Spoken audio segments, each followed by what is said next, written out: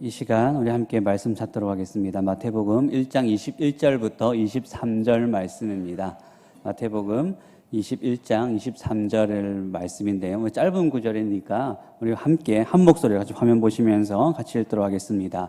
시작. 아들을 낳으리니 이름을 예수라 하라. 이는 그가 자기 백성을 그들의 죄에서 구원할 자이심이라 하니라. 이 모든 일이 된 것은 주께서 선지자로 하신 말씀을 이루려 하심이니 이르시되 보라 처녀가 잉태하여 아들을 낳을 것이요 그의 이름을 임마누엘이라 하리라. 아멘. 네, 우리 옆에 계신 분들하고 한번 인사할까요? 메리 크리스마스. 메리 크리스마스. 네, 오늘 이 자리에 오신 여러분들에게 하나님의 은혜가 가득 넘치시기를 소원합니다. 늘 이렇게 12월만 되면 늘 우리의 가슴이 설레입니다. 그죠? 성탄절이 다가오고 연말이 다가오면서 뭔가 우리가 이 성탄절, 이 크리스마스라는 이 분위기, 이 성탄 트리들, 여러 가지 이 캐롤송, 그리고 여러 가지 성탄 찬양들, 이런 모든 것들이 왠지 모르게 우리의 가슴을 설레게 합니다. 그런데 이것은 예수 믿는 사람들뿐만 아니라 예수 믿지 않는 사람들도 이 크리스마스를 정말 좋아합니다. 이 분위기를 정말 잘 즐깁니다. 그런데 우리가 이런 분위기 속에서 우리가 한 가지 놓치면 안 되는 그런 한 가지 사실이 있습니다. 왜 그러냐면 왜 우리에게 이 크리스마스, 이 성탄절은 우리에게 기쁜 날이 되는가? 왜 그 날만 되면 우리는 가슴이 설레이고 그 날이 우리에게 기쁨이 되는가라는 것입니다. 이 이유를 우리가 제대로 깨닫지 못하면 자칫 이 분위기에 취해서 정말 이 성탄의 본질을 우리가 놓치게 될 때가 있습니다. 그래서 우리는 이 성탄에 감추어져 있는, 이 뒤에 감춰져 있는 이 성탄의 진짜 의미, 이 본질이 무엇인가를 알아야지 이 성탄절을 정말 의미 있게, 정말 우리가 기쁘게 이 날을 맞이할 수가 있는 것입니다. 여러분, 성탄절이 왜 기쁜 날입니까? 성탄절은 크리스마스 트리 때문도 아니고 크리스마스에 눈이 오는 것도 아니고 성탄절이 기쁜 이유는 하나입니다. 예수 그리스도께서 이 땅 가운데 오셨기 때문입니다. 그런데 예수 그리스도께서 이 땅에 오셨다라는 것이 우리에게 어떤 의미가 될까요?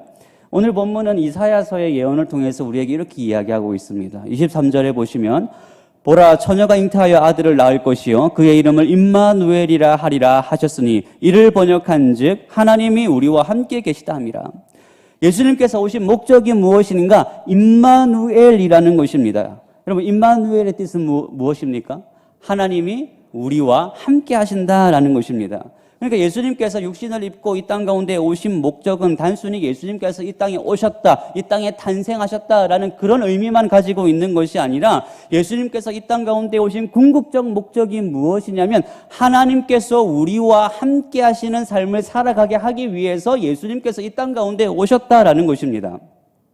여러분, 하나님께서 우리를 창조하신 목적이 무엇입니까? 우리가 너무나도 잘 알게 창세기 1장을 보시면 하나님께서 사람을 지으신 목적이 하나님의 형상과 하나님의 모양으로 우리를 지으셨다라는 거예요.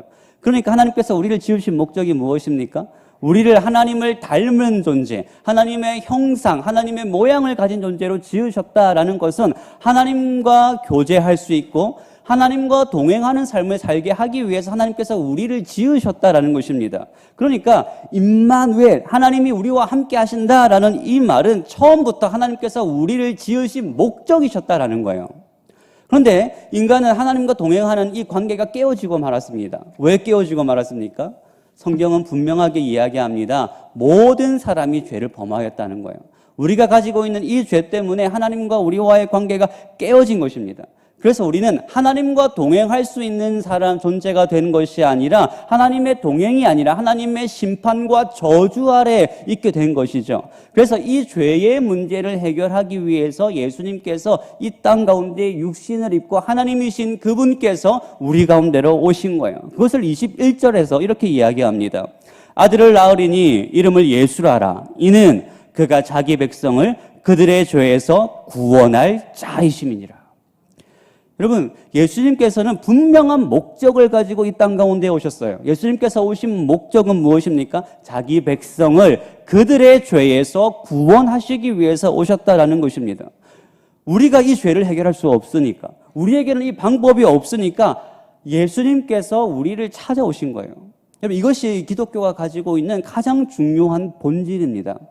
그럼 세상 종교는 뭐라고 이야기합니까? 불교는 내가 성불해야 부처가 된다라고 이야기합니다.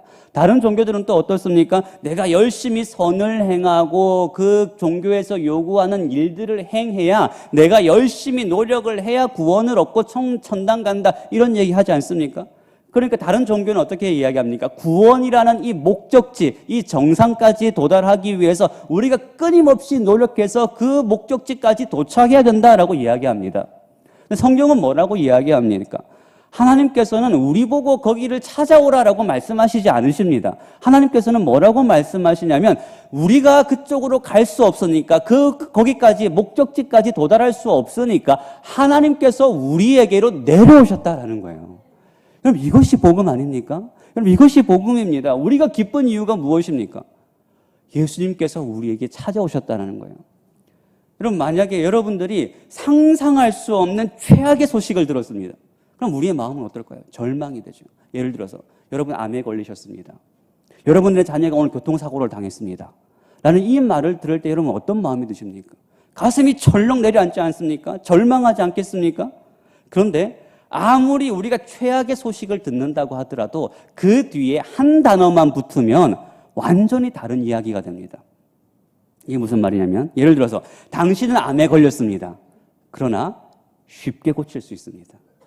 당신의 아들이 오늘 교통사고를 당했습니다. 그러나 무사합니다.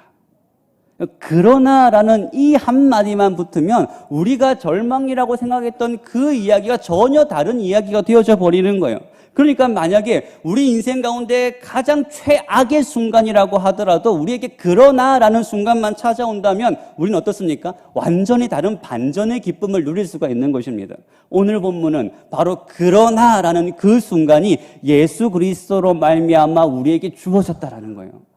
성경은 뭐라고 이야기합니까? 우리는 죄로 말미암아 영원한 하나님의 심판과 저주를 받습니다. 그러나 예수님께서 오셨습니다. 이것이 여러분 성경이 우리에게 이야기하는 복음이에요.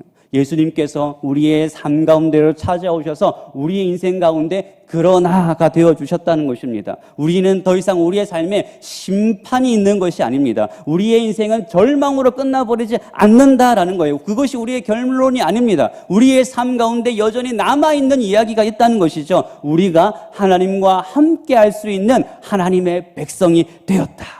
이것이 예수님께서 임마누엘 하셨다라는 말의 의미입니다. 여러분, 우리가 성탄 가운데 진짜 기뻐할 수 있는 이유가 바로 여기에 있는 거예요. 우리의 삶에 예수 그리스도로 말미암아 반전이 시작되었다라는 거예요. 이것을 아는 사람은 어떻게 반응하겠습니까? 이것을 알고 이것을 깨닫는 사람은 하나님을 찬양할 수밖에 없지 않겠어요? 오늘 우리 성가대가 열심히 준비해서 칸타타를 준비합니다. 이제 앞에서 찬양을 합니다. 그런데 오늘 성가대가 하는 이 찬양은 성가대가 얼마나 열심히 했는가, 얼마나 잘했는가, 그런 발표회가 아니에요. 우리가 다 함께 찬양하는 것입니다. 단지 그 고백을 우리 성가대가 우리를 대신하여서 대표로 하는 것이죠. 우리는 이 찬양 가운데 그냥 청중으로서 얼마나 잘하는가로 함께 참여하는 것이 아니라 함께 이 찬양에 동참하는 예배자로서 우리가 함께 이 자리에 모여 있는 거예요. 저는 여러분들이 오늘 이 성가대의 이 찬양이 여러분들의 고백이 되시기를 바랍니다. 그래서 그 은혜를 여러분들도 함께 누리시는 은혜가 있기를 소원합니다.